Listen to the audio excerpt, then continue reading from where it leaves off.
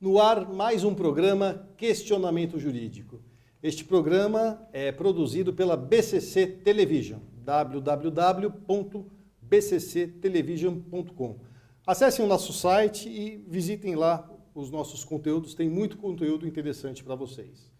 E o tema de hoje é um tema muito especial, pois estamos no mês da consciência negra, e o nosso tema é as relações raciais no Brasil e o racismo.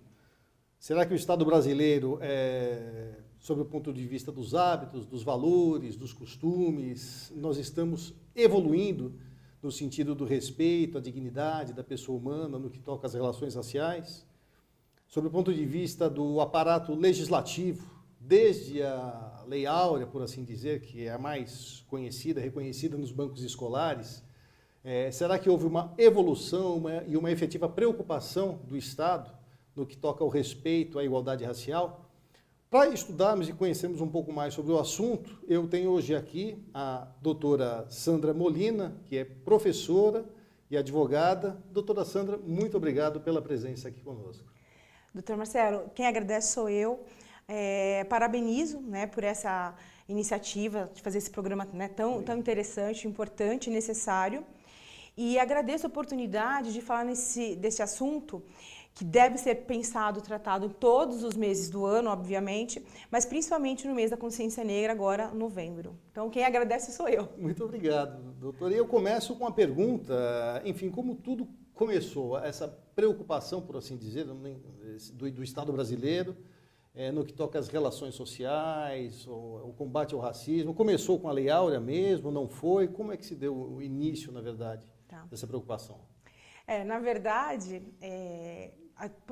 até o início de tudo, a gente pergunta, por que a gente fala de novembro? Por que novembro, mês da consciência negra, E não por que maio?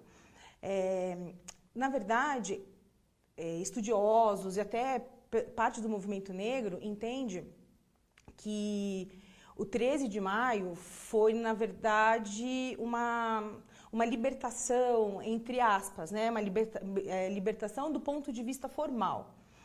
E fala-se consciência negra por quê? Porque em novembro ocorreu a morte do líder, Zumbi dos Palmares. Zumbi dos Palmares.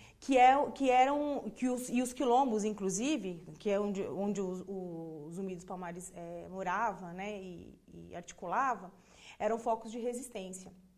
Inclusive, tem um livro muito interessante da desembargadora, doutora Luiz Linda Valois, que chama Negro no Século XXI, que ela fala exatamente isso. Olha, o 13 de maio foi um imbróglio. Na verdade, foi para inglês ver, literalmente falando. Uma contingência política da época, enfim. Foi mais uma contingência política.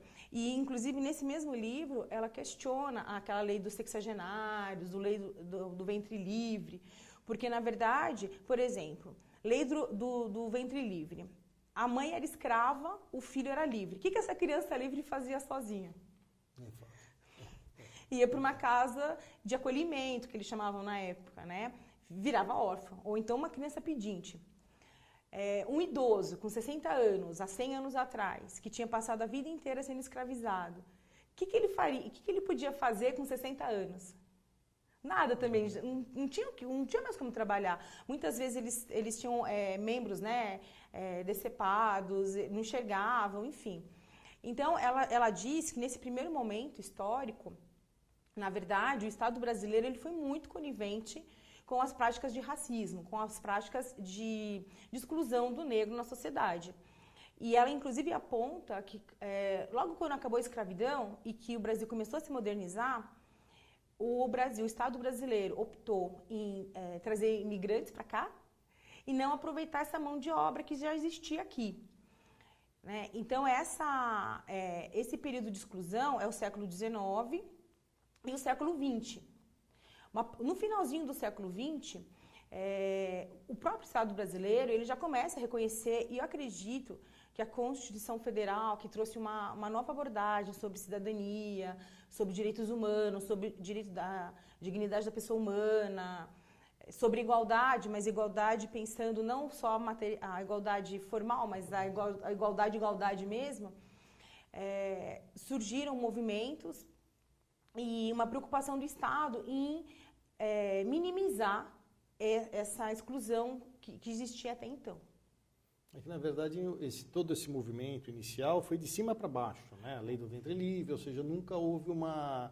Então, é um ranço muito grande de preconceito, na verdade, né? Embutido na própria lei, mas, sob o ponto de vista formal, como a doutora falou, estava tudo resolvido, né? O Estado estava ali olhando para frente, né? E não era o caso. É engraçado, agora me lembrei também, existia uma lei que impedia que as crianças negras frequentassem escola. É um contrassenso. É um contrassenso. Hoje a gente falando isso, chega até a ferir, sei lá, o princípio da dignidade da pessoa humana, dos direitos humanos e tudo mais. Mas o Estado brasileiro já teve. É interessante lembrar também que existia um tributo aqui no Brasil. A partir do momento que se fizesse uma transação com escravos, tinha que pagar um tributo para o Estado. Ou seja, era considerado coisa mesmo, né? Era uma política assim, pensada pelo Estado brasileiro de racismo, de escravidão, de racismo e de exclusão. Nesse primeiro momento, com certeza... Havia um ranço cultural ali instalado e que não é uma lei, sob o ponto de vista formal, que iria alterar aquela situação. Como não alterou. Como não alterou. Até sobre esse prisma, doutora, em termos evolutivos, o que nós ganhamos em termos de igualdade, de melhoria, em relação a esse marco inicial das relações raciais no Brasil? Como eu disse, o século passado no Brasil passou por momentos muito, muito difíceis, né? A gente teve Primeira Guerra, Segunda Guerra, governos ditatoriais, enfim, regime militar. Então, acabou que a pauta da questão negra, ela não ficou no primeiro plano, né? Apesar de saber que ela era existente, recorrente, que existiam e existem ainda, né, movimentos sociais bem importantes, ficou uma pauta para o segundo plano. No finalzinho da década de 90 do século passado, 95 mais precisamente, o Estado brasileiro ele retomou essa questão e a questão negra passou a ser a agenda do governo e o Estado brasileiro começou a se preocupar em criar políticas, leis, ações governamentais para minimizar esses impactos negativos, né, de mais de um século. Então, foi no finalzinho do século passado, né, de 1995 para cá.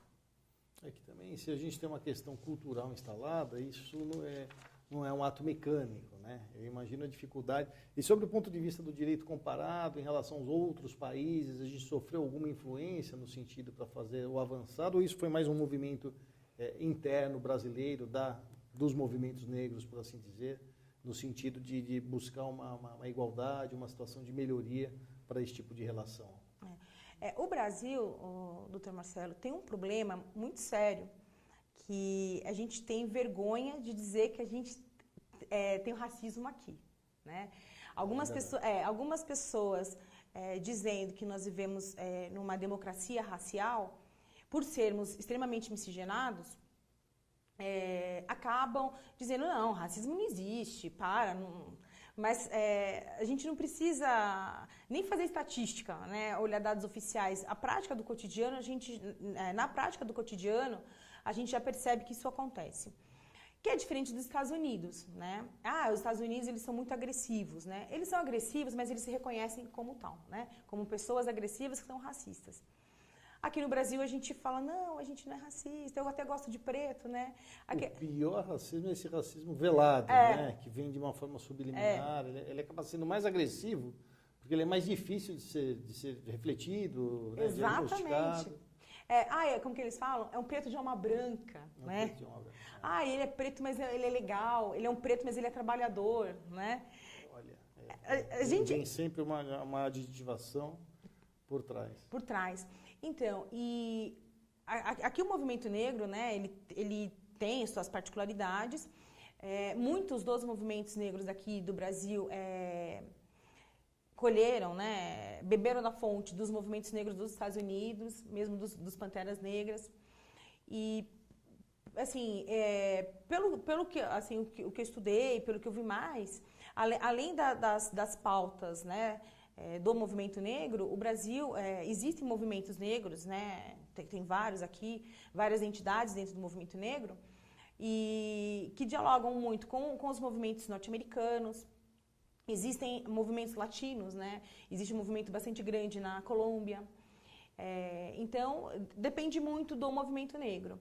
Por exemplo, aquela faculdade Zumbi dos Palmares, ela tem um intercâmbio bastante grande com o governo norte-americano.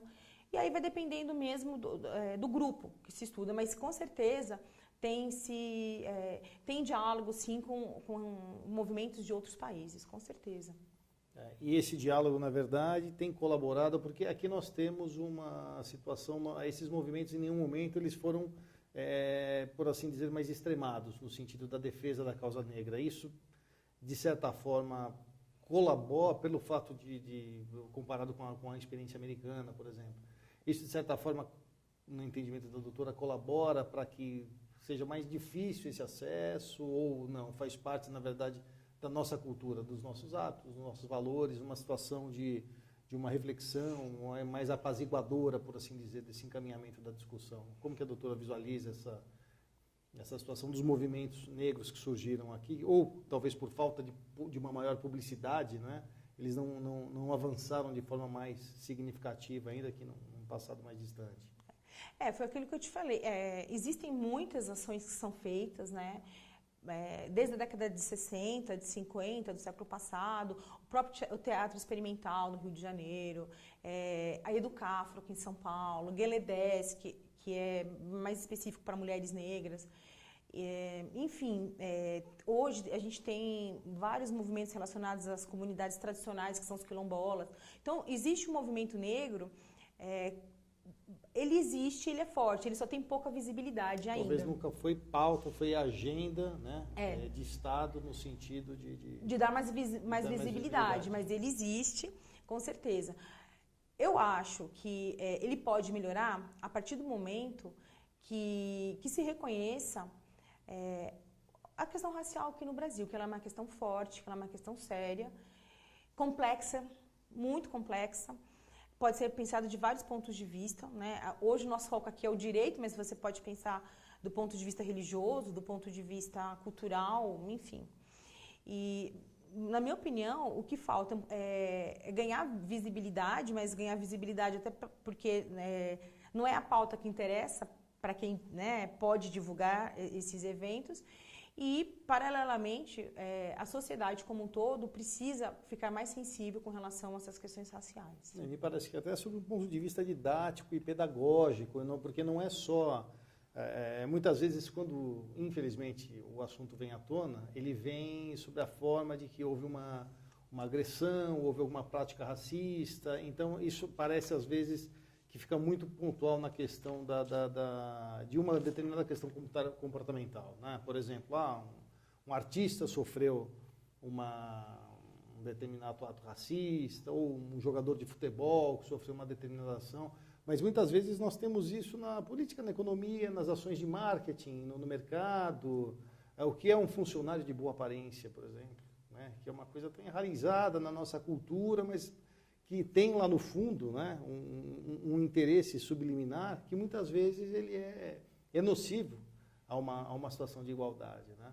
Então me parece que o escopo é muito maior porque quando estoura, na verdade, a situação do racismo e quando isso aflora via meio de comunicação hoje em dia, é como se alguém te falasse, olha, não pode chamar o outro disso, não, mas isso não resolve a situação. A discussão está muito além disso. Não é? Muito além, para muito além disso. É muito engraçado, doutor, que você fez esse comentário da boa aparência. Tem um professor na USP, o professor Antônio Sérgio, que ele fez uma pesquisa. Durante um tempo, ele pegava uma vaga de jornal.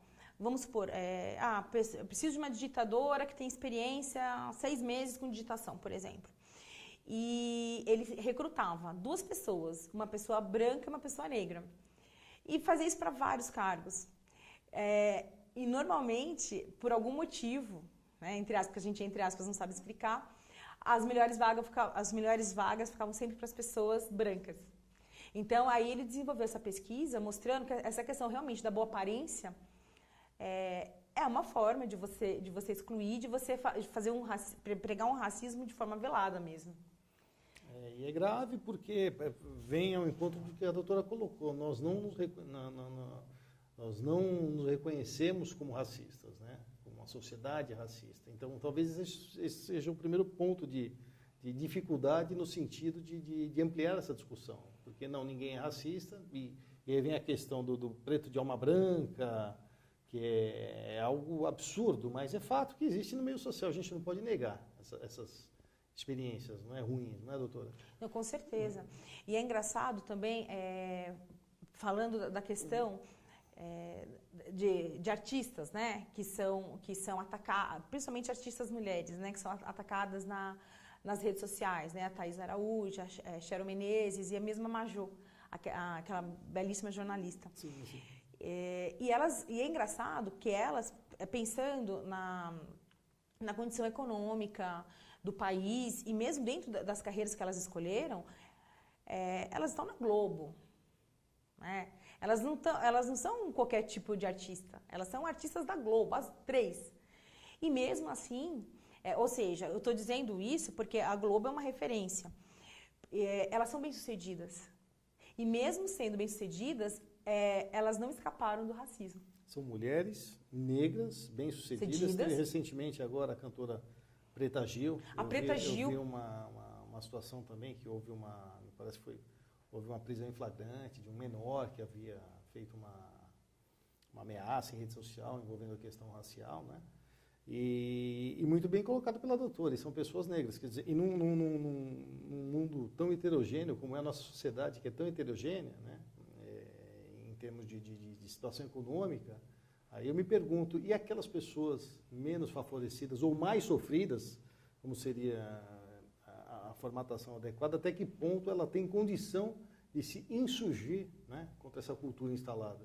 Porque uma apresentadora da Rede Globo, uma cantora famosa, ela tem, na verdade, ela tem como se valer do Estado até para se impor e para fazer cessar aquela ameaça e para exigir a justiça, não é? E aquele mais sofrido, né? Como fica essa situação e qual é a grande dificuldade que ele encontra hoje, doutor? Ok.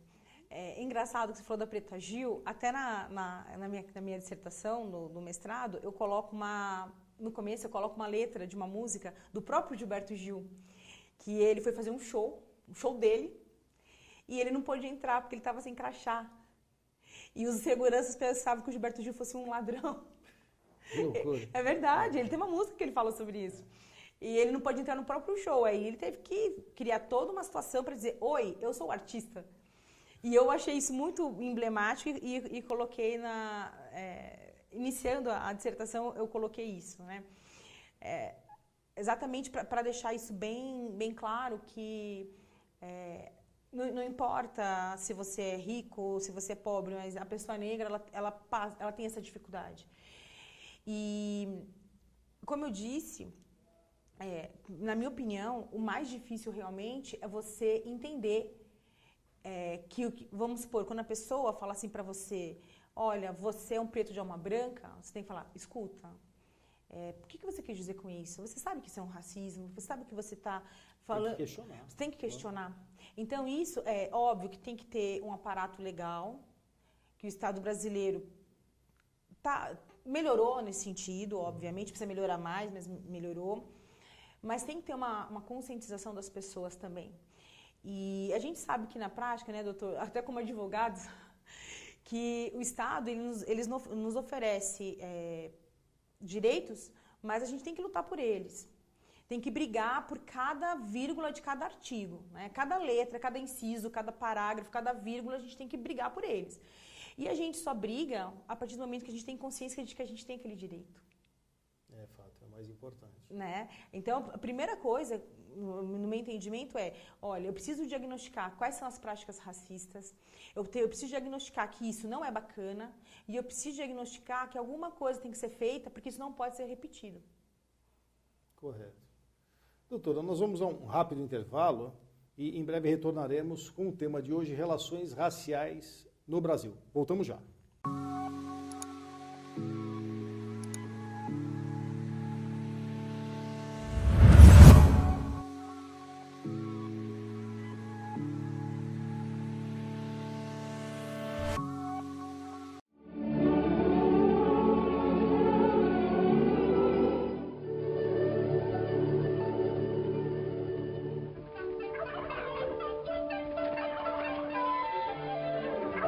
What do we care if we were expelled from college, Scarlett? The war's gonna start any day now, so we'd have left college anyhow. War. Isn't it exciting, Scarlett? You know those fool Yankees think they want a war? We'll show 'em. Fiddly-dee.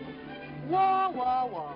This war talk's spoiling all the fun at every party this spring. I get so bored I could scream. Besides, there isn't going to be any war.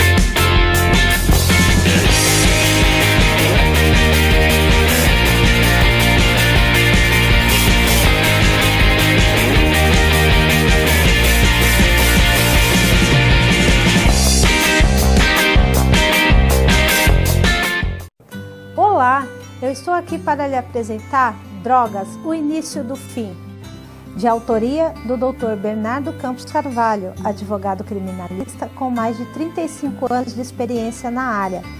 Sabemos que a informação é a maior prevenção. Esta obra é uma ferramenta muito importante no combate às drogas, rica em conhecimento, informação e com depoimentos de ex-usuários que já sentiram na pele o sofrimento do vício. O livro tem por objetivo mostrar que há sempre uma saída. Basta querer e jamais perder a esperança. Adquira já Drogas, o Início do Fim, nas melhores livrarias. Invista em sua vida e na vida de alguém que você ama e que precisa de ajuda. Você só tem a ganhar. Vamos combater este mal. Juntos podemos salvar vidas, salvar famílias. Pense nisso.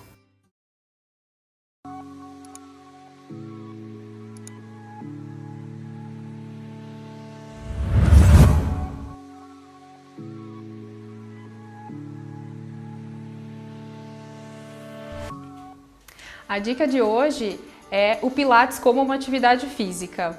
O Pilates ele pode sim ser considerado como uma atividade física, não apenas como uma reabilitação. No Pilates a gente tem exercícios intensos, porém que não prejudicam e não vão te trazer malefícios, como às vezes a gente acaba vendo em treinamento físico de musculação. Então, no Pilates a gente trabalha com uma fluidez diferente, com uma carga diferente e com sempre postura, alinhamento associado, sem prejudicar o organismo.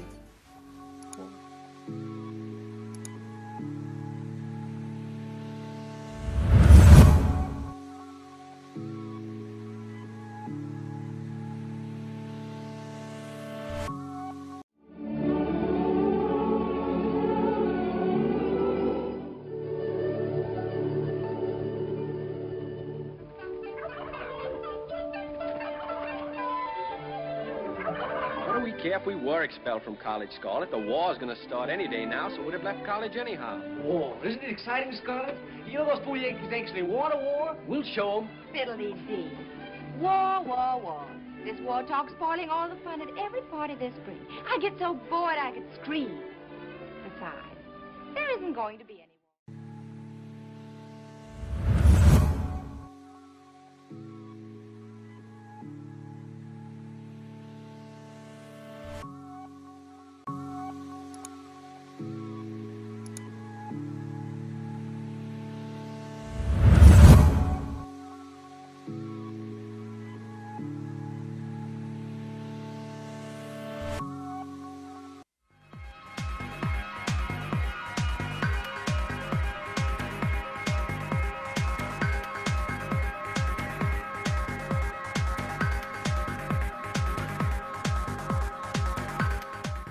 Voltamos com o segundo bloco do programa Questionamento Jurídico. Nosso programa é produzido e exibido pela BCC Television, www.bcctelevision.com. E hoje, conversando aqui, nós temos a doutora Sandra Molina, que é professora e advogada. E conversávamos, doutora, sobre a questão das mídias sociais, né? A doutora entende que o surgimento da mídia social, porque a internet é meio terra de ninguém. Talvez esse sentimento preconceituoso ou racista, até pelo fato da nossa sociedade não ter se firmado como uma sociedade racista, então fica aquela situação subliminar. A doutora entende que a mídia social potencializou ainda mais essa situação do racismo, aflorou ainda mais a situação brasileira no que toca ao racismo? Vamos lá. A gente não pode esquecer, doutor, que o Brasil foi o último país a acabar com a escravidão. O último. E ainda assim, recente, né? Pois é, e ainda um pouco mais de 130 anos, né? Sim. 88. 88, por aí. E isso traz marcas profundas. Até como nós estávamos comentando, muitas vezes uma pessoa ela pratica atos de racismo sem se dar conta de que estão praticando esse ato de racismo, né?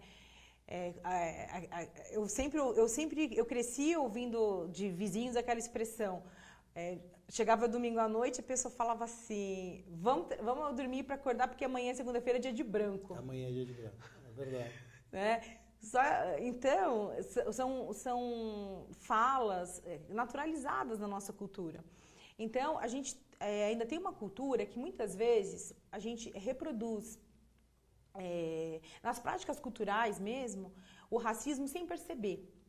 Então, por isso que o meu foco é sempre na sensibilização das práticas racistas, para a gente se dar conta.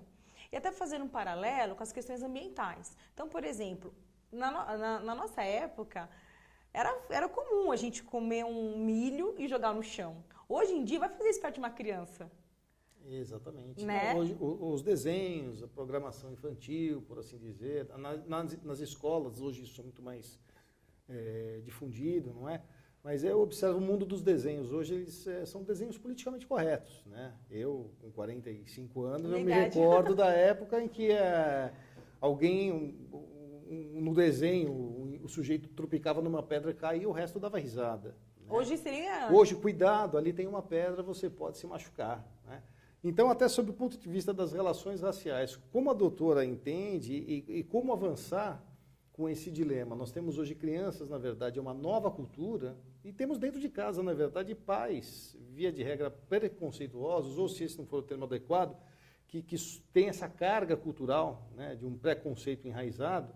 Como é que se dá essa relação? E como deve ser em prol de um futuro, de uma sociedade mais justa, mais equilibrada no que toca às práticas raciais? Olha, doutor, me disseram uma vez que para a gente aprender as mudanças da vida, a gente tinha que prestar atenção nas crianças. E eu acho que é bem verdade, assim, porque essa criançada que surge, elas realmente trazem questões e apontamentos bem diversos daqueles que nós tivemos. Por exemplo, outro exemplo da nossa época, a gente entrava no carro e ficava, né, sambando. Hoje a criança ela já entra e já fala: cadê o cinto de segurança? Cadê o cinto de segurança? Então eu acho que a gente tem que aprender muito com as crianças. E eles vinculam o comportamento do adulto, né? Ai do pai se não colocar o cinto de segurança, né? Porque hoje a criança ela já tem um ambiente mais frutífero para que se faça questionamento, né? A educação está um pouco mais liberal, e parece que esse foi o grande avanço. Não sei como que a doutora visualiza. Sim. Porque infelizmente pode ocorrer um pai negro que chega para um filho que está querendo se insurgir sobre uma situação de preconceito, e às vezes a orientação dele é no sentido para que o filho aceite aquela situação, ou pelo menos para que, olha, toma cuidado, não é bem assim, procure relativizar. E tem certas situações que não merecem qualquer tipo de relativização, não é, doutora? Com certeza. Isso acontece mesmo, doutor Marcelo. Principalmente, eu falo, porque eu tive uma experiência que eu dei aula naquela faculdade, como eu já havia dito, Zumbi dos Palmares. E muitos alunos, eles traziam mesmo essa referência. Meu pai achava que eu não tenho que estudar, professora, mas eu tenho que estudar. Então, você vê, eu tenho alunos assim, que eu me relaciono com eles até hoje, que assim, a mãe faxineira, o pai pedreiro e a filha empresária, né? Sim. Dono de uma confecção, de um filho que vai fazer intercâmbio, fica um ano na Irlanda. Então, quer dizer, você percebe um salto E os pais têm um pouco de medo disso, porque, na verdade, a referência daqueles pais, os pais dos meus alunos, eram os pais deles, né? E a comunidade, os vizinhos deles. Então, eu acredito que de 95 para cá, como eu havia dito, por conta de uma maior conscientização, por conta da força dos movimentos, né, dos movimentos negros, de várias ONGs, de várias associações, é possível você pensar de uma outra forma. Inclusive, esses jovens ensinando para os pais que, pai, eu posso sim, sendo filha de uma empregada doméstica, de uma faxineira, ser uma gerente de banco. Né? Mãe, eu posso sim, sendo filho de uma servente de escola, de uma pessoa que serve o lanche na escola, montar minha própria empresa. Tem até um filme interessante, não me recordo o nome agora, mas foi protagonizado pela Regina Casé. Ela era uma empregada doméstica, não é? E a filha vem do interior, do Nordeste, para morar com ela, porque queria estudar. E ali já começa, na verdade, essa situação que a doutora muito bem colocou, não é? Dos hábitos, dos valores, dos costumes daquela mãe, né, que vivia ali e aprendeu a servir. Ela estava ali para servir. E ela queria projetar aquilo para a filha, não é? Desculpa te cortar. Imagina. Desculpa, doutor. E, na verdade, foi a filha que libertou a mãe, né? É a filha que libertou a mãe, exatamente. Né? É bem bacana. E a gente vê que isso acontece muito quando a gente fala também das questões raciais. E o doutor falou da questão dos desenhos, isso é muito importante. Tem até uma campanha que fala, né, representatividade importa. Então, por exemplo, é bacana você ver um desenho de um super-herói negro, é importante você ver um desenho de um politicamente correto. É importante, tem até os programas da cultura, que tem um amiguinho negro, enfim, você inserir. Né? É importante você ter a Barbie negra, sim, é importante você ter uma Thaís Araújo, é importante você ter uma Beyoncé, é importante que as pessoas percebam a Bela Gil, né? Que faz as comidas naturais dela, a Preta Gil. Então é importante você perceber que até por uma questão de mobilidade social, né?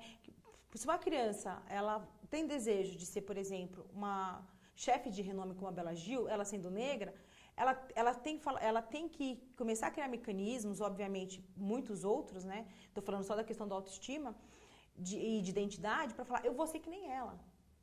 Eu quero ter um ídolo que seja negro, que me represente. E aí que a gente começa a criar, por assim dizer, ou alterar essa cultura, uma determinada cultura e ter frente, na verdade, para que ela vá se alterando, não é, doutora? E o Estado brasileiro, em termos de ações afirmativas, como ele vem se estruturando, como que está essa situação, com vistas a uma situação de igualdade em termos raciais? Pois bem, foi criado em 2015, se eu não me engano. Depois eu vou consultar aqui as minhas anotações para não falar nada de errado. Precisamente no dia 21 de março de 2015... Bem recente. Foi criada uma... Foi 2015, desculpa, corta. Mas agora, no passado, é secretaria de... Não, vou passar um pouquinho, deixa eu retomar aqui.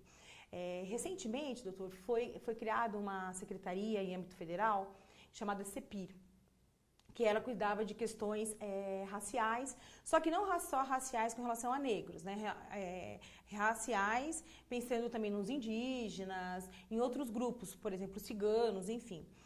E essa secretaria, ela agregava uma série de programas e de ações afirmativas bem interessantes, né? Ela tinha uma questão que falava sobre os quilombolas, de estruturação, tinha questão aplicadas ao esporte.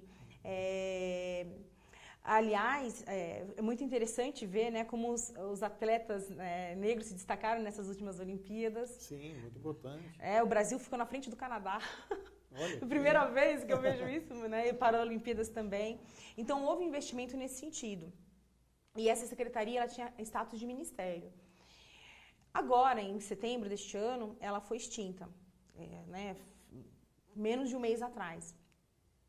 Eu não sei qual vai ser o impacto disso ainda nas ações afirmativas. O que a gente sabe é que nesse momento de crise econômica, com certeza esses projetos eles ficam sempre colocados a segundo plano. Infelizmente, eles não são prioritários dentro de uma agenda governamental mais ampla em razão dos problemas de ordem econômica, as crises políticas, não é? Exatamente. Um outro aspecto que, quando o Estatuto da Igualdade Racial foi aprovado, ficou assim, foi bom ter aprovado o Estatuto, mas um aspecto negativo foi que, quando foi aprovado, não houve uma previsão de um fundo para combater o racismo ou para melhorar as relações de desigualdade racial. Então, se não tem um fundo específico para isso, a gente acaba diante de uma política de governo e não de Estado. Né? Então, pode ser que eu tenha um governo que tenha uma agenda mais voltada para o social, então vai investir mais nessas questões. Pode ser que eu tenha um governo que não tenha como prioridade essas questões, que me parece que é o que está acontecendo agora. Então, a gente já sabe que as políticas, as ações vindas do Estado, elas devem emagrecer um pouco, né? Elas devem ficar mais enxutas, e aí cabe aos movimentos sociais e brigar por isso.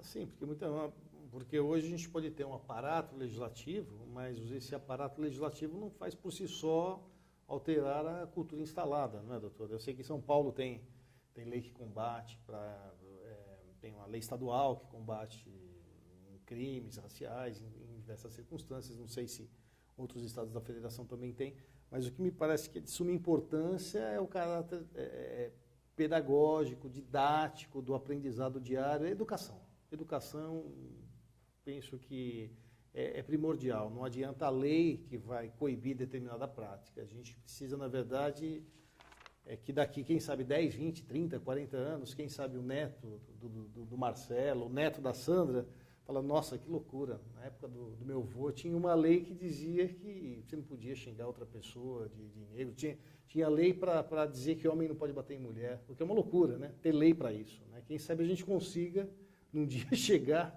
numa situação como essa, não é? Então, chegaremos. Nós temos já a Lei 10.639, de 2003, que fala exatamente sobre o ensino da cultura africana, né, aqui no Brasil. Então, devem existir ainda políticas públicas de implementação. E foi como o doutor disse, e pode parecer uma coisa boba, mas, por exemplo, um desenho que é feito num livro pedagógico, dependendo do desenho, você pode ou libertar essas crianças e promover a inclusão, a diversidade, que nós somos um país diverso, ou dependendo de um exemplo, de um bonequinho que é colocado no livro, você pode aumentar ainda mais o preconceito e a exclusão racial. Né? Então, a questão da prática ao racismo ela é tão complexa. Ela é muito complexa. Ela é muito complexa, porque ela envolve aparato legal, né? Somos um Estado de Direito, ela envolve uma questão econômica, porque você tem que ter dinheiro para fazer as ações, e ela envolve questões do cotidiano, subliminares, questões assim da linguagem, né? Por exemplo, eu vou te colocar na minha lista negra. É uma situação que a gente usa. Infelizmente. Você está me denegrindo. São expressões que a gente usa. E isso não é preconceito. Aí é que vem o principal ponto, né, de assumir que isso é uma situação que gera uma discriminação e para alterar comportamentos, não é, doutora? Claro.